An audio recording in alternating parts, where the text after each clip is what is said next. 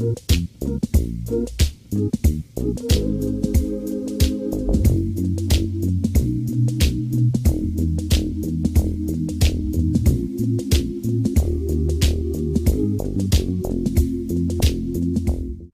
you tell us about the Hollywood recordings? Hollywood recordings are basically a lot of the old original stuff that we, when we saw our first formed, mixed in with a lot of the new stuff, musical pieces mixed in with vocal performances, particularly with artists like Erykah Badu, Capone Noriega, Bilal, Corrupt, and I believe us. Yeah. Yeah. What would you like fans and other music enthusiasts to take away from your album? I would like them to take away just feeling free, you know, being able to say, listen to the music and go, wow, these dudes are really, you know, they're not really in the box. They kind of think out of the box, but still have a sensibility of not trying to be commercial, but it still has, you know, having a mass appeal, something more musically viable, and of course the raw textures. Of course, you know, we all have hip hop foundation, so you know that's in there. But also, you can hear the musicianship, you can hear the actual song arrangement, the aspect of people actually putting time into it. Okay, stop. Who are some artists that inspire you? Wow. Duke Ellington, Louis Armstrong, Stevie Wonder, Jimi Hendrix, Joni Mitchell, Run DMC, Africa Bambaataa, Sly, James Brown, Led Zeppelin, David Bowie, Parliament, George Clinton, music, period. Just, I mean, anything really that had the original or something unique about it is usually what usually caught my eye. Not something that was usually just obvious, pop, what they call pop, or I think, you know, pop by default really was what the masses, you know, would pick and say, okay, I like this type of music, you know, but unintentionally, just very organically just coming across as very just dope, just very unique, original, creative, you know. Why the name Sa-Ra? Sa-Ra would be the child of thought. And that's basically what the whole universe is based around, thought. You know, you have thoughts, words, and actions. Those are the three things that bring things into existence, or what they call the original trinity. And so we try to exemplify that, of course, with three members in our group. And so we try to base our principles based on, you know, which is the whole scope of just life or existence. And there's three distinct dudes in this group that have their own personalities. You know, you would have Om'Mas, the eccentric genius, knows how to do everything, play, cook, you know, build something from scratch. And you have Taz, the visionary, flamboyant, fashion aficionado, and then myself, I would consider myself just like a low-key music in the lab. I have my own way of operation. I'm not a follower. I'm a leader, but I know how to work with people. So I observe and I watch. You know, they say a wise man is one who listens more than he speaks. So I actually listen a lot and pay attention more than anything. Myself, I'm definitely an individual. I believe in myself. I know who I am. I know what I want to be. I know where I'm going.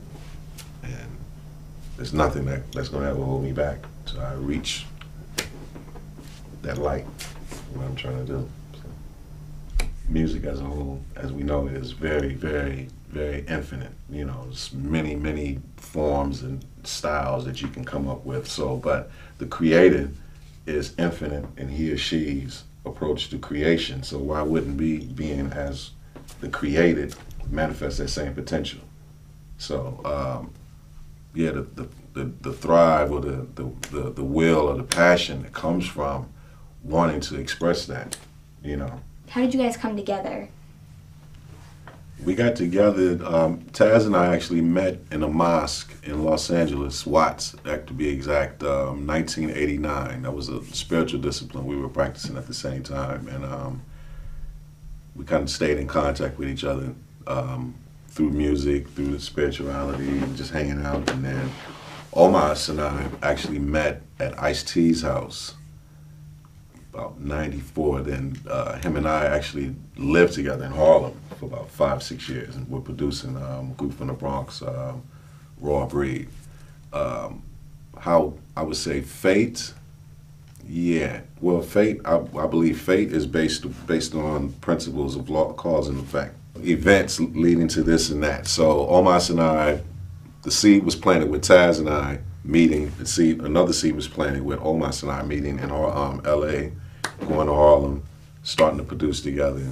Taz had a studio in Los Angeles that we would come and visit and work out of a little bit. And then I would say about 2000, we were all individual producers, artists, and then we decided, we should get together and make some, some unique stuff, something that hasn't been heard before. A la Sarah popped up. Sarah actually started as a production group, so we would really just based on just doing music and producing artists, and then we would put these funny songs on it, to actually let it be a guide or a blueprint on how to actually work with the music. Because a lot of the artists would like listen to the music like, I like this song, but I don't really know what to do with it. So the birth of Sarah. So beat CDs, or the CDs what you would send out, and they would go, I like number 15, but what was song 3? What was it? Oh, that was us. I want to buy that. And so that was the birth of Sarah, the group. What specifically would you say is your primary contribution to the group's dynamic? It's not a particular one way or format or formula or process we come up with to do the music. It's very organic. It can start with somebody on drums, somebody on keys. Somebody might start the track from start to finish. Somebody might have the music done, and okay, we need lyrics now, and here comes the lyrics. Or it might start with the lyrics, and then okay, I got this track. I was thinking about this. We should put that on there. So I wouldn't know. There's not one formula. What would you say Sarah's vision is as far as the entertainment industry goes? Oh.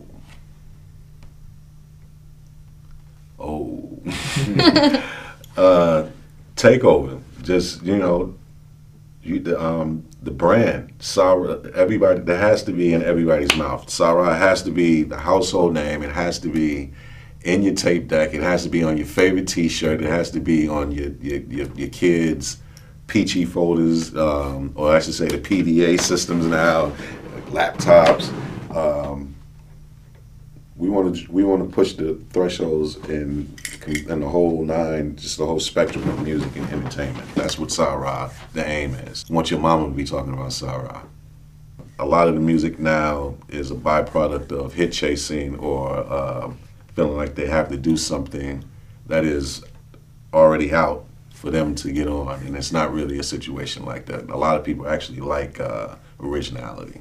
People aren't that dumb or, that far gone to not really get things. I think everybody right now is up to par and up to speed for new things and change. How do you feel Sarah has grown since the very beginning?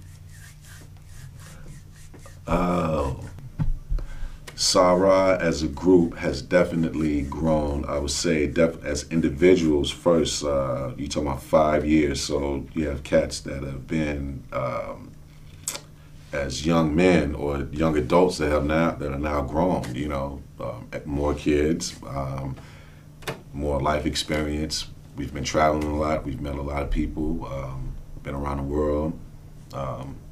Perspective and time, I would hope with anything, if you worked at it, you should get better. If you're going to the gym every day, you should start seeing cuts and mass. If you're playing chess, you should not be